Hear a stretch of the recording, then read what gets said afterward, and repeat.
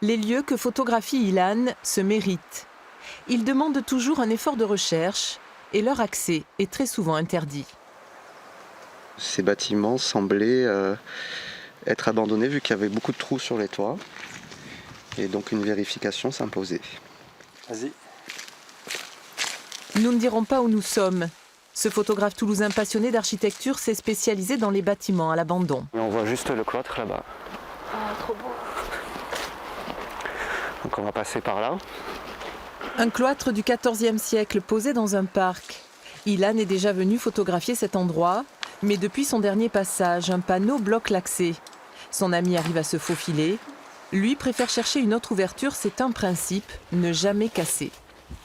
Et ben voilà. Il y a une fenêtre qui est ouverte, donc on peut rentrer dans les lieux sans rien abîmer. Ilan s'inscrit dans le mouvement Urbex, des explorateurs de lieux tombés dans l'oubli.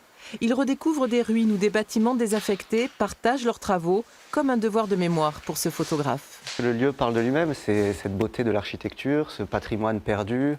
Donc le but est de l'immortaliser aussi. Il y a aussi un côté historique, c'est garder en mémoire ce passé.